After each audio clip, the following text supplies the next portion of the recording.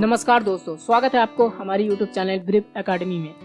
So guys, finally हमारी HTML की series complete हो चुका है। आज से मैं CSS का सीरीज शुरू करने जा रहा हूं। इस वीडियो में मैं आपको CSS इंट्रोडक्शन कराऊंगा कि CSS है क्या, एक CSS की फाइल कैसे क्रिएट किया जाता है। तो आइए सबसे पहले ये समझते हैं CSS है क्या। देखिए, CSS का फुल फॉर्म है कैस्केडिंग स्टाइल शीट। CSS एक लैंग्वेज है, इसका यूज हम HTML की डॉक्यूमेंट को स्टाइल देने के लिए यूज करते हैं। CSS हमें ये बताता है एक HTML के एलिमेंट को किस तरह दिखाना चाहिए वेब पेज पर। सो गाइस, अब सवाल आता है कि हम CSS को यूज क्यों करते हैं। देखिए, हम एक वेब पेज को स्टाइल देने के लिए CSS को यूज करते हैं। उस वेब पेज का डिजाइन क्या होगा, उस वेब पेज का लेआउट क्या होगा, उस वेब पेज का डिजाइन अलग अलग डिवाइस में किस तरह का दिखेगा। तो आइए मैं आपको एक एग्जांपल दिखाता हूँ। एक वेब पेज में CSS लगाने से वो वेब पेज किस तरह का दिखता है। देखिए, मेरे पास एक होटल बुक सर्विस प्रोवाइडर की एक टेम्पलेट है और यहाँ पर देखिए जितने भी आपको डिजाइन दिखने मिल रहा है इस वेब पेज में, वो सारा कुछ CSS से किया गया है। अब देखिए, स्क्रॉल करके मैं इस वेब पेज की डिजाइन को थोड़ा आपको दिखा दूं। मैं थोड़ा स्क्रॉल करके दिखाता हूं। देखिए, यहाँ पर ये डिजाइन कुछ इस तरह का है। ये जो होटल बुक सर्विस प्रोवाइडर की एक टेम्पलेट है, तो देख रहे हैं। अब देखिए, यहाँ पर जो भी कुछ डिजाइन दिखने मिल रहा है वो सारा कुछ CSS से किया गया है। अब देखिए, यहाँ पर आपको कुछ इमेजेस दिखने मिल रहा है और जिस इमेज पर मैं होवर कर रहा हूँ तो उसके साइड में आपको एक शैडो दिखने मिल रहा है, तो ये CSS से किया गया है। अब देखिए, आपको टॉप बार में आपको कुछ मेनूज दिखने मिला है और मैं उस पर होवर कर रहा हूँ तो देखिए कलर चेंज हो रहा है, तो ये सारा कुछ CSS से किया गया है। तो यहाँ पर जितने भी आपको डिजाइन दिखने मिला है CSS से दिखने मिला है।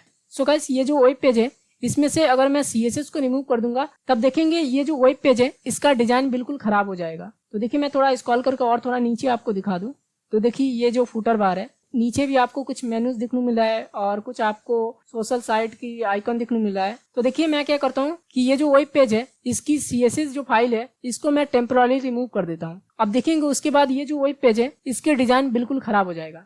तो देखिए, यहाँ पर मैं ऊपर जाता हूँ और देखिए राइट क्लिक करता हूँ और इंस्पेक्ट पर जाता हूँ। अब देखिए, CSS का जो फाइल होता है वो HTML में हेड टैग के अंदर होता है। तो देखिए, हेड टैग को ओपन कर लेता हूँ। अब देखिए, मैं राइट क्लिक करूंगा, एडिट एज HTML इस पर क्लिक करूंगा और यहाँ पर देखिए CSS की जो फाइल है यहाँ से है और यहाँ तक है। अभी आपको समझ में नहीं आएगा कि CSS का फाइल कहाँ से है और CSS का फाइल किस तरह दिखता है। ये तो मैं आपको अपने एडिटर पे जाके प्रैक्टिकल दिखाने वाला हूँ। तो देखिए, मैं फिलहाल इसको रिमूव करता हूँ, इस फाइल को। अब देखिए, ये जो डेवलपर टूल बार है इसको मैं क्लोज करता हूँ। अब देखेंगे ये जो वेब पेज है, इस वेब पेज की बटन वगैरह के जो भी कलर था, बैकग्राउंड की जो भी कलर था, वो सारे कुछ रिमूव हो चुका है। देखिए, मैं थोड़ा और स्क्रॉल करके नीचे तक दिखा देता हूँ आपको। देखिए, यहाँ पर ये जो कुछ आपको टेक्स्ट से बिखरे हुए आपको दिखने मिल रहा है और थोड़ा नीचे आपको मैं दिखाऊं। देखिए, ये इमेजेस आपको बड़ा हुआ दिख रहा है। तो देख रहे हैं एक बिना CSS के वेब पेज किस तरह का दिखता है। बिल्कुल एक अच्छा नहीं दिखेगा ये वेब पेज। दिख रहे हैं यहाँ पर कुछ इस तरह का आपको दिखने मिला है।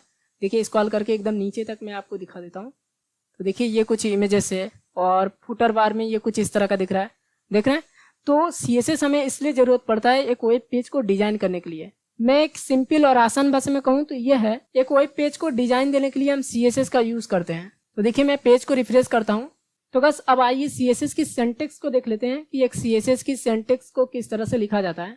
देखिए, CSS में CSS का कोड करने के लिए CSS की बेसिक रूल फॉलो करना पड़ता है। देखिए, सबसे पहले CSS में एक सिलेक्टर की जरूरत पड़ता है, उसके बाद कर्ली ब्रैकेट लगाना पड़ता है। अब कर्ली ब्रैकेट के अंदर CSS के सारे प्रॉपर्टीज एंड वैल्यू को लिख सकते हो।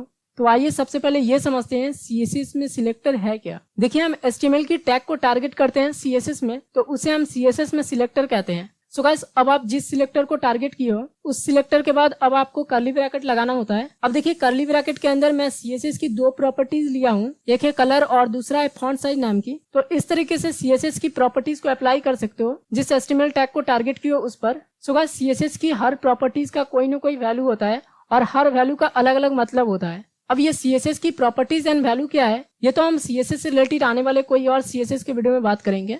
सो गाइस, मैं आपको और एक बात बताना चाहता हूँ। CSS का कोई प्रॉपर्टीज लिखेंगे तो उसके बाद उस प्रॉपर्टीज को सेमीकोलन देके क्लोज भी करना जरूरी है। उसके बाद आप CSS का कोई नया प्रॉपर्टीज लिखेंगे, ये आपको हमेशा ध्यान रखना है।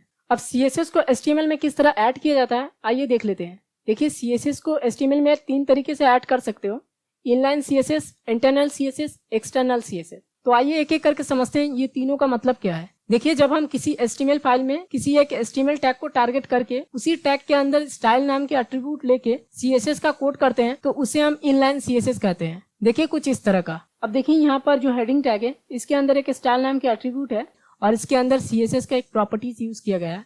देख रहे हैं। तो ये जो CSS का प्रॉपर्टी है क्या, ये तो मैं आने वाले CSS के कुछ वीडियो में बताने वाला हूँ। अब इंटरनल CSS किसे कहते हैं? देखिए, जब हम HTML फाइल में हेड टैग के अंदर एक स्टाइल नाम के एलिमेंट को लेके उसके अंदर CSS का कोड करते हैं तो उसे हम इंटरनल CSS कहते हैं। देखिए कुछ इस तरह का, यहाँ पर देखिए हेड टैग के अंदर आपको एक स्टाइल नाम के एलिमेंट दिखने मिला है और यहाँ पर जिस तरह से एक CSS कोड किया जाता है तो उस तरह से आप कर सकते हो।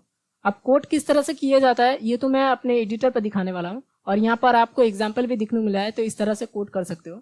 अब एक्सटर्नल CSS किसे कहते हैं? देखिए, जब हम एक अलग से CSS का कोई फाइल क्रिएट करते हैं और उस फाइल के अंदर CSS का कोड करते हैं तो उसे हम एक्सटर्नल CSS कहते हैं। सो गाइस, जब हम CSS का कोई फाइल क्रिएट करते हैं तो उस फाइल को HTML के साथ लिंक भी करना पड़ता है। अब आइए देखते हैं CSS को सीखने के लिए सबसे पहले क्या पता होना चाहिए। देखिए, CSS को सीखने के लिए सबसे पहले आपको HTML नाम की लैंग्वेज को जानकारी होनी चाहिए। HTML है क्या, HTML के अंदर टैग क्या है, HTML के अंदर कौन कौन से टैग आता है, HTML की हर टैग का काम क्या है, ये सब के बारे में आपको जानकारी सबसे पहले होनी चाहिए। अगर आपको पता नहीं है HTML है क्या तो आप मेरे HTML की प्लेलिस्ट चेक कर सकते हैं मेरी चैनल पर। वहाँ पर आपको HTML से रिलेटेड सारे वीडियो मिल जाएगा, वो सारे आप वीडियो देख सकते हैं। देखिए, अगर आप बिना HTML सीखे CSS सीखेंगे तो CSS के स्टार्टिंग में ही फंस जाएंगे, क्योंकि हम HTML की टैग को ही टारगेट करते हैं और CSS की प्रॉपर्टीज एंड वैल्यू को अप्लाई करते हैं। तो अगर आपको HTML की टैग ही पता नहीं रहेगा कि कौन सी टैग क्या है तो आप CSS कैसे अप्लाई करेंगे? तो मैं आपसे यही रिक्वेस्ट करूंगा कि पहले आप अच्छी से HTML सीख लीजिए, उसके बाद आप CSS सीखिए। तो चलिए मैं अपना एडिटर ओपन करता हूँ और आपको प्रैक्टिकली दिखाता हूँ एक CSS की फाइल कैसे क्रिएट किया जाता है और एक CSS को किस तरह ऐड किया जाता है HTML में। सो गाइस, फाइनली मैं अपना एडिटर पा चुका हूँ। अब गाइस, फाइल क्रिएट करने से पहले मैं आपको एक बात बताना चाहता हूँ। देखिए, जब भी आप कोई CSS का फाइल क्रिएट करेंगे तो फाइल का नेम कोई भी ले सकते हैं, लेकिन उस नेम के बाद आपको .css लगाना जरूरी है। अगर आप .css नहीं लगाएंगे जिस फाइल को आप क्रिएट कर रहे हैं उसके बाद, तो CSS का फाइल आपका नहीं क्रिएट होगा। तो ये आपको बात ध्यान रखनी है, जब भी आप कोई CSS का फाइल क्रिएट करेंगे तो उस फाइल नेम के बाद आपको .css लगाना जरूरी है। अब देखिए, जो लोग VS कोड से फाइल क्रिएट करना चाहते हैं CSS का, तो वो लोग किस तरह से क्रिएट करेंगे, तो आइए मैं आपको दिखाता हूँ। अब देखिए, ये जो VS कोड है इसके कॉर्नर में आपको एक फाइल का आइकन दिखने मिला है। यहाँ पर क्लिक करेंगे और यहाँ पर देखिए एक आइकन दिखने मिला है न्यू फाइल क्रिएट करने के लिए। तो देखिए, इस पर क्लिक करूंगा। आप फाइल का नेम किसी भी नाम के ले सकते हैं। तो देखिए, यहाँ पर मैं स्टाइल नेम के लेता हूँ। तो देखिए, यहाँ पर स्टाइल, उसके बाद आपको .css लगाना है। देखिए यहाँ पर .css। अगर आप .css नहीं लगाएंगे तो मैं आपको फिर से बता देता हूँ, आपका CSS का फाइल नहीं क्रिएट होगा। आपको ये बात ध्यान रखनी है, जब भी आप फाइल क्रिएट करेंगे तो उस नेम के बाद आपको CSS लगाना जरूरी है। आप फाइल का नेम किसी भी नेम का ले सकते हैं, लेकिन उस नेम के बाद आपको .css लगाना जरूरी है। देखिए, यहाँ पर मैं एंटर प्रेस करूंगा तो देखिए यहाँ पर एक style.css नाम की एक फाइल क्रिएट हो चुका है। तो इस तरह से आप VS कोड में एक CSS का फाइल क्रिएट कर सकते हो। अब जो लोग VS कोड को डाउनलोड करना चाहते हो, अगर आपको पता नहीं है कि VS कोड को किस तरह से डाउनलोड किया जाता है, तो आप मेरा HTML की इंट्रोडक्शन वाले वीडियो देख सकते हो। वहां पर मैंने दिखाया एक VS कोड को डाउनलोड कैसे किया जाता है और उसको इंस्टॉल कैसे किया जाता है। आप वो वीडियो मेरा देख सकते हो। मैं आपको इस वीडियो के डिस्क्रिप्शन में लिंक दे दूंगा जहां से आप वो वीडियो देख सकते हो। सो गाइस, अब जो लोग नोटपैड से फाइल क्रिएट करना चाहते हैं CSS का, तो उसका भी मैं प्रोसेस दिखा देता हूँ आपको। तो सिंपली अपना नोटपैड ओपन कर लेना है। तो देखिए, यहाँ पर मैं अपना नोटपैड ओपन कर लेता हूँ। अब देखिए, नोटपैड ओपन करने के बाद आपको कॉर्नर में एक फाइल नाम की ऑप्शन दिखने मिला है, इस पर क्लिक करेंगे। अब यहाँ पर आपको सेव एज नाम की एक ऑप्शन दिखने मिला है, इस पर क्लिक करेंगे।